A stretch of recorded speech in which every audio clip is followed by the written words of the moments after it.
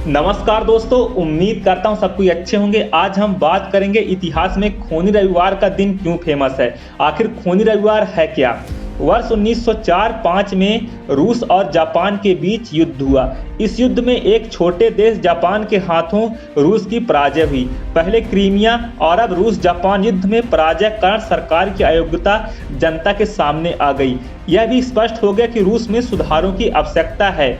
सरकार की अव्यवस्था को देखते हुए मजदूरों ने हड़ताल का सहारा लिया। किसानों ने भी अपना असंतोष व्यक्त करने के लिए दंगे किए। अगर देखा जाए 22 जनवरी 1905 ईस्वी को रविवार के दिन लगभग 1.5 लाख मजदूरों ने पादरी गैपो के नेतृत्व में जार के सम्मुख अपनी राजनीतिक और औद्योगिक मांगों के मनवाने के लिए प्रदर्शन किया। इस प्रदर्शन का उद्देश्य था विंटर पैलेस पर जार को एक आवेदन पत्र पेश करना, जिसमें लोगों के राजनीतिक औद्योगिक अधिकारों की बात कही गई थी।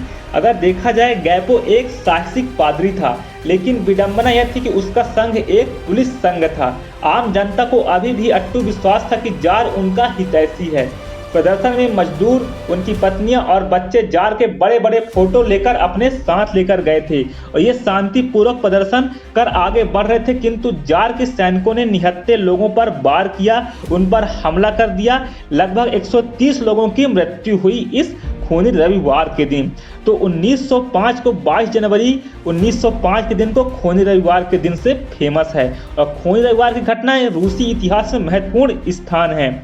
परिस्थिति पर काबू पाने के लिए उद्देश्य जार ने 30 अक्टूबर 1905 में शासन सुधारों की घोषणा भी की गई थी। अगर देखा जाए इस घोषणा में स्वीकार किया गया था कि डूमा की सहमति के बिना कोई कानून नहीं किया जाएगा। डूमा के सदस्य जनता के प्रतिनिधि होंगे और यह बात स्वीकार की गई थी।